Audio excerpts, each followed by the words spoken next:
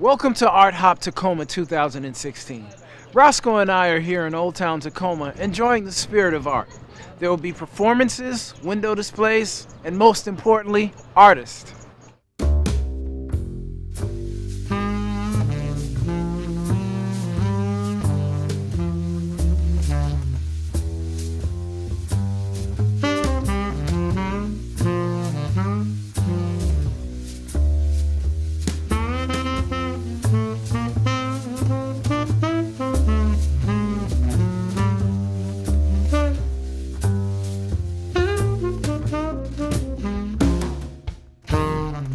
Welcome back, guys, and we are here at the DC Art Studios, and I'm speaking with Becky, the director of DC Art Studios, and also Nicole, a member of the studios. Ladies, thank you for joining us. Thank you. Now, for Art Hop, can you tell us a little bit about how Art Hop and DC Art Studios are partnering up?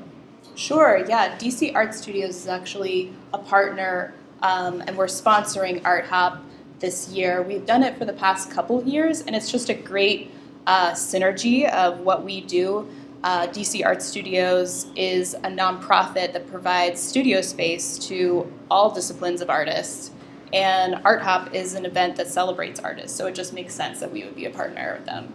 And is this the first year that the partnership is taking place? No, we've been a sponsor for them for, I think, the past 2 or 3 years. Yeah. And when it comes to the general public coming to DC Art Studios, what can they expect to see? We have a really wide variety of artists here, from sculptors, painters. We have 2 dance studios on our first floor. So there's a really wide variety of disciplines that is represented at DC Art Studios. And now when we walked in, I noticed that, to me, it seemed like I was hit with art from the moment I came through the door. Now, is the entire space utilized? So most of the time, it's a working space for artists.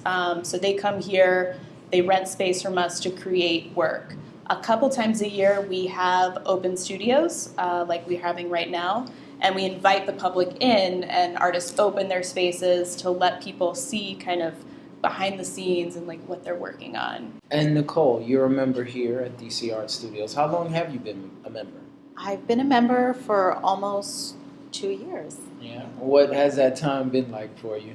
It's been really excellent. It's been an amazing opportunity. I came in initially because I actually received a Montgomery County Artist Grant to create a large piece of sculpture that I actually needed a bigger space in order to create the piece. And once I was in, I realized there were all these, opportunities for artists by being here. I was making connections with more artists. People were coming through the studios. We had the open studio event several times a year, and that was a way for other gallerists and curators to come through and see my work. And that ended up being just, a great opportunity for me.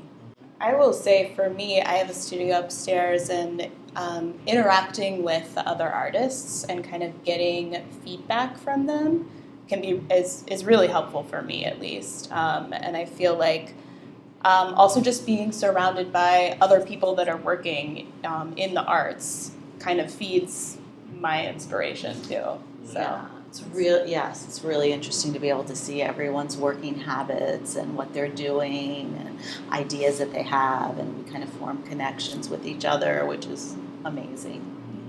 And speaking of the work, can you tell us a little bit about this piece that we're standing against right here? Yeah, this one. Yeah, so this is part of what I call my scapular series, and it's called Every Blade of Grass. Traditionally, a scapular would have iconography, traditional iconography on it. And so instead of having the traditional iconography, I decided to use other materials. In this case, I've used blades of grass. So I've set up sort of a relationship within they're underneath microscope slides, and then I've sort of set up a relationship similar to you would see on the traditional scapular, but only in this case with blades of grass. And it's inspired by a quote by the Talmud, which is, every blade of grass has an angel over it telling it to grow. And so I liked sort of this idea of bridging Judaism and Catholicism, and overall the scapular is sort of this symbol representing ideas about protection and devotion. So I wanted to sort of provoke that question. What is it that is protecting us, and what are we devoted to? So Nicole, would you describe your art in a certain way, or is there a particular type of artist that you like to consider yourself? I would consider myself an installation artist primarily. I do kind of do a little bit of painting and sculpture, but primarily I'm interested in working in installation, and that means sort of creating an environment in which people come into. Often there's interaction. The piece that I'm working on involves this idea of mending. That will involve people. I have another piece that's about water, and this idea that people would come together and contemplate water. What is their relationship with water? And so I'm very interested in that. And that's primarily my focus. It's about creating these installation environments. And Becky, I know we're in Nicole's space right now, but you are an artist in your own right, and you have your own space. Do you think you could tell us a little bit about what kind of artist you are? My primary focus is in public art, which is large-scale outdoor sculptures. And like Nicole, I like to create installations and environments where people can interact with the art piece. I have done some work on Rhode Island Avenue. I've done a sculpture there. I did a sculpture on the Capitol Skyline building for the Emerge Art Fair. The thing is with my public artwork, it's usually pretty big. So in my studio, I tend to do smaller pieces that kind of later inform my artwork. We actually just started the Willow Street Gallery, and it's here in our first floor space. And it's going to be open to the public Saturdays from 12 to 2 and Sundays from 11 to 3. And it's going to focus on both artists here in our studios and outside. So we'll be bringing in work from all over the DC metro area, and we'll have openings, receptions, artist talks. So yeah, we're really excited to kind of get the public more involved in DC Art Studios. All right, thank you very much, ladies. Thank you.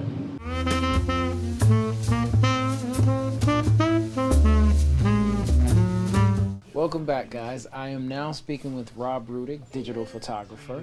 Rob, I took a look at a couple of your pieces. Is it fair to say that your work is sort of a snapshot, if you will, of your travels? Well, I think it's more than travels. Okay. But everywhere I go, I try to take a camera, and as I have mentioned, I see the world as if it's through a camera. That's how I see everything. So I'll see something, and I know that's a picture I want to take.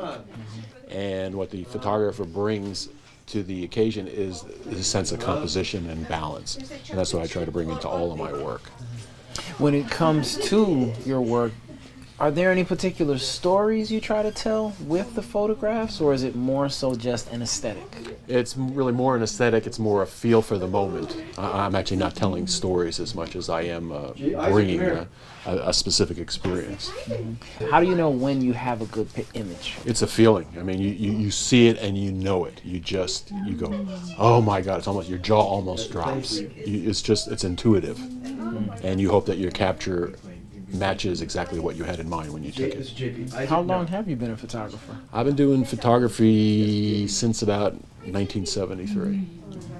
Is that full time? Actually earlier, probably since about 70 actually. No, but that's when my interest. I started in college. I was a half major for photography in college, which mostly encompassed traveling through South America and taking pictures, and that's how I got started.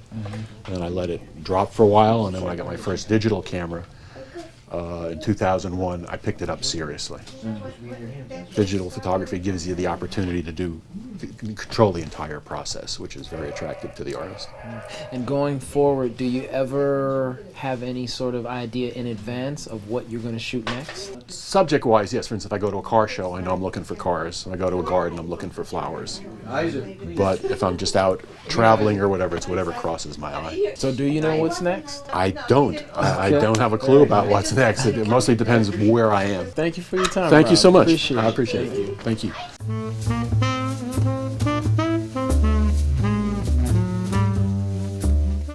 Welcome back, guys, and I am now speaking with illustrator extraordinaire Erica, and she's been telling me a little bit about her illustrations, which are cards. Cards, prints, and originals. Cards, prints, and originals. Erica, how long have you been illustrating? I have been doing this style since I was 12 years old, so it's been a little bit of a while. But it's morphed a little bit over the years, but it's still the same hatch mark, traditional. And when you say morph, where did it start to get to where it is now? Well, originally I was doing more abstract illustrations, and then as I got older, I started to veer towards more the animals. My grandfather was a painter, so I kind of got it on from that. So it runs in the family. A little bit. Okay. And now when it comes to the subject matter, I'm noticing beautiful, loving penguins, sloth, yes, panda bears, foxes, cats. How do you determine the subject matter? Well, some of them are based on custom designs that I get for weddings or personal. A lot of new baby requests I get to draw designs. But then others I just really like the animals, like the elephant, for example, is one of my favorite animals. Reminds me of a trip to Africa. So. Oh, okay. All right. Well, thank you for your time. No problem. Thank you.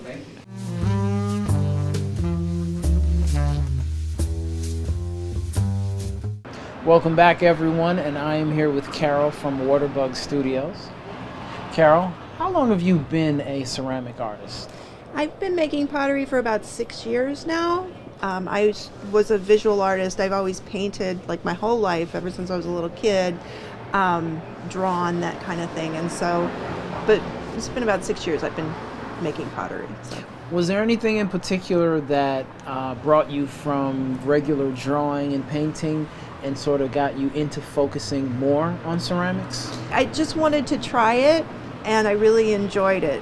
My drawing and painting experience sort of affected my ceramics, though, because when I first started throwing my pots, as a new potter, my pots were very thick and heavy, and so in order to kind of get them thinner, I would start carving on them, and then it went from that to really loving carving on them and making images on the pots. So that's why they look the way they do. So, yeah. And you just mentioned the term throwing. For those folks who don't know, what is throwing? Throwing is when you sit at a wheel that spins and you put the clay on the wheel and then you form it into your pot shape, which is, like this. Okay. So you take it starts out as a lump and then you pull it You up. start pulling it so it gets taller and taller. Yep. Okay. Is there any particular aspect of the ceramic making process that you kind of just really love the most, or that's the toughest? Is there anything that... The thing I love the most is raku, making raku. And see that shine on there, the metallic. This is a raku piece that, and the way you do it is when you fire it, you put it into a kiln, and then you remove it when it's red hot with tongs, and then you throw it into a bucket. You can either have sand or straw or newspaper. It like starts on fire, and that fire sucks the oxygen out, and that's what gives you all this great, like in the cracks. People like the cracks too. So can you hold that so we can see? I like that. So this one is. So the black is where the clay is, and this is what the clay ends up looking like without any glaze. And then the glaze is this color in here. So there's a lot of detail in this. It's, from yeah, the cracks to the grooves to the gradation. When you start a new piece, do you know exactly what's going to happen from the beginning, or do you Generally, experiment? no. They do what they're going to do. Like, well, like for example, see this one.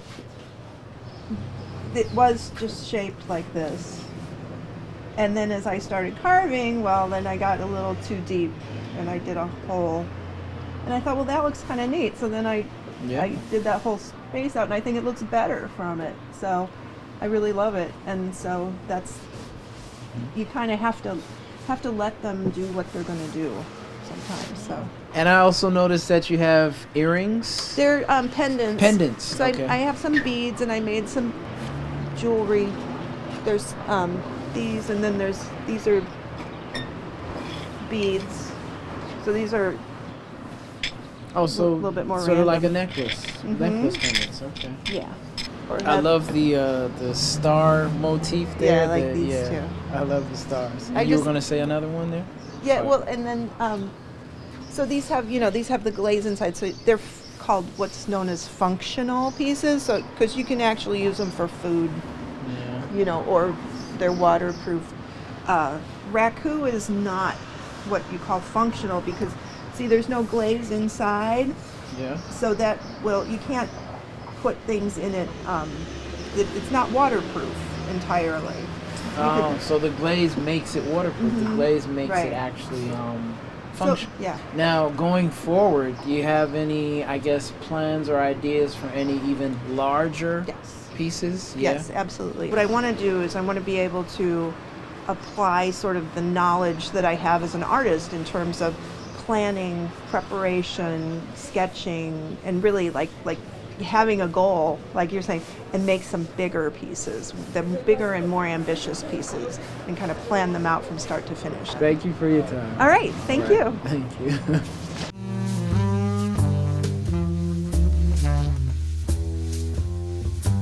Welcome back, everyone, and I'm here speaking with painter Dilip Sheth. And we stopped into the shop, and I noticed this piece right here. What's the name of it? It's called Smith Island. Smith Island. And usually I get names from either the photographer, I just give names that way, and that's what happened in this case. A person who happened to be, last name have the name Smith, who took the photo. I was inspired. And the thing is, I had just come back from vacation in Costa Rica. And, seeing Yeah. places like this, so Which I is very decided to go ahead and paint it, yeah. Uh-huh. And So- how old is this piece? This piece actually is probably one of my latest pieces. Ah, I just did it. But I was on vacation in Costa Rica this past Christmas. yeah. Okay. And then we also have over here, this one is Rio. Okay, this one is Rio.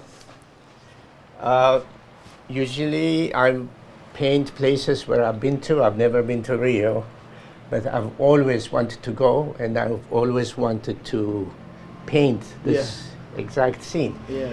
But what happened was recently my daughter's school had a fundraising, and usually they have a theme, and this year the theme was Brazil. So, and I decided, wow, what? And What a usually I put coincidence. together paintings for them for their gala. That came as a coincidence, and I was happy to do Yeah. it. I had fun doing it, actually. And time-wise, about how long does it take? Whether it be something like Smith Island or something like Ye- Rio, what's the process for you, and about how long? Yeah, through practice, you get to do it, quicker and easier it gets. This was on average maybe 2 weeks, probably like 10 days on this one because of no detail on this, but I had to go with all the details. Yeah. When I'm cornered with deadlines, I tend to work more, and that's what happened here. I had so little time to do it, but it got to be done, and that's how I did it. So you're doing your own inspired pieces, but you're also doing commission Exactly. pieces as well. I do a lot of commissions as well. I do portraits, anything that comes. People bring in photos, and I take it from there. I'm going to be doing a dog Just in the like near someone's family dog. future. Yes, Yeah. yes, Okay. yes. So And- that's coming up. So Yeah. And how long have you been painting? I've been painting it since the early 90s, and I paint here. This is my shop, and I've opened the shop in 1990. We've been here since. How'd you get into painting? You see, I always had it in me. I didn't know. I was in business management, and at one point, I had the opportunity of running a gallery, luckily for me, and then started seeing paintings come through. I was sitting in the office doodling, saying maybe I can do this. Actually, I have my first Is it? doodle up there, which I Okay. did when I was running a gallery in 1992. Okay. That's how it all came about. Oh, this is the first one. That's the first one right there. Okay. Is that one for sale? That's not for sale. Okay. A lot of people do ask me though. Yeah. Yeah. Okay. So that's how it all came about. But if you notice, I still have my style going. Yes. You know, Yes. it's all about colors. It's all about composition. It's something I had in me, but I did take classes at the Corcoran School of Art. Now, when I first walked into the shop today, this is one that really stood out to Yes. me, and it's titled "Love Carrots." Oh, this piece right here. Oh, so it's No. it's a series. It's a series. Each piece has its own name. it's the own name. Okay. Yeah. Now, for example, yellow on my heart. Yellow be my heart would be this one. Whatever comes to mind.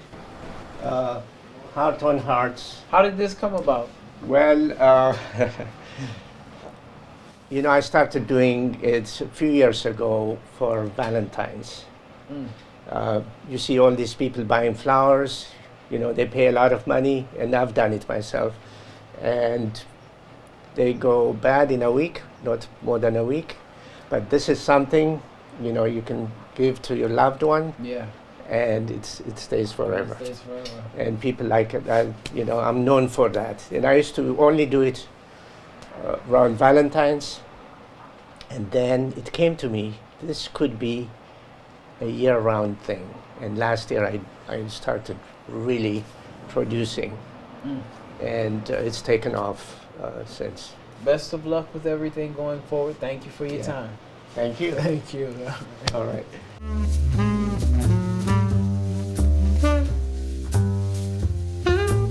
Welcome back, guys. I'm here with Meg. She is a artist designer. Today, though, she has majority photographs and Oil paintings, Oil yeah. paintings. How'd you get into photography and oil painting, and I guess art and design in general? Well, I was a trained artist, I guess, always a crafter from a young age, but I studied fine arts and graduated with a degree in painting and photography in 2002 from Michigan State University. And then it's just kind of been my life, always and ever since. I paint primarily in oils, on stretched linens or canvas. My photographs are kind of the catalyst that creates the imagery for my painting. Is there any reason that you are primarily painting in oil as opposed to maybe acrylic? My mother never let me paint in oils as a kid, and I honestly, they're messy and they require a lot more mediums and stinky stuff. And when I went to college, I learned how to paint in oils, and the fluidity of oils and the ability to move the paint and mix the colors was so exciting that going into college with a focus on photography, I kind of shifted into oil painting and ended up with a double major. So oils have kind of always been my go-to medium for painting. So you're a little bit rebellious, though. You're a little bit. I scolded my mother for saying, "Why did you not tell me about oils?" Yeah. And so the works that you have here today, majority photography, how did those pieces come about? I was a Peace Corps volunteer in West Africa and also worked on a USAID project from 2007 to 2010. And armed with a small point and shoot camera, I recorded my time there. As an artist, you see color. West Africa's full of color, and I love color. Obviously, it's used throughout my body of work. The photography and the ability to capture moments or glimpses of time in my passing, whether I was shooting from the window of a bush taxi, a fleeting moment passing through a town, or walking through a market and seeing people, or just capturing those people that surrounded my life when I was there. That's kind of how my body of work came to be and how I focus my photography. And just out of curiosity, was there anything that prompted you or inspired you to join the Peace Corps? My boyfriend, or now husband, at the time, we were full into a career and living in Chicago, and we had friends who had come back from the Peace Corps and realized that we were kind of a crossroads in our career. We had decided maybe if we don't do it now, we'll never do it. We dropped our jobs, signed up, and went over. And we're so happy that we did.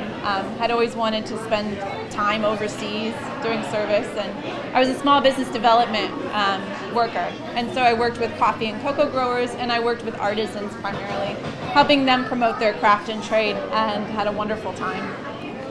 Well, I have to say I'm a really, really big fan of your work in general, but there was one piece in particular that really jumped out at me. Can you tell us a little bit about this piece? Well, this is a print of a painting that I had done some years back, and one of my favorite works of art I've ever created. Fortunately, also somebody else's, because I sold it to them. This woman here was, I would say, my grandmother in Village. Every time I'd walk down the street, she would look at me and point her finger, and just kind of with a silent glaze give this, "I know what you're up to, little lady." She was a wonderful comedic woman, and there's a reflection in her glasses, because she always wore sunglasses too. She was a pretty hip grandma in town, and in the reflection all the Village kids show up, the Village kids that had always surrounded her. And so I wanted to embody that spirit and that woman that I remembered so fondly. And so I painted her and kind of put this little prestigious backdrop, this little bit royalty, creating her in more of a formal setting. So it's a piece that I've done one of my favorites by far. This is great. I really love this piece. Oh, thank you. That being the case, do you have any idea of what might be next? Any new inspirations? Any new directions? Hopefully, as a stay-at-home mom, I can find some time to really get into the studio. I have a vision of creating a body of work that surrounds, I guess, the emotional side of a 4-year-old. I have a 4-year-old who's now a 3-year-old, which some people say three-nager. And so I wanted to create a body of work that talks about the personalities of kids and as you raise them, and in a more gestural approach. So I would say a series of paintings that kind of convey the little mood spurts of raising children. So hopefully that'll come soon. We're looking forward to it. Well, thank you for your time. You're welcome, and nice talking to you.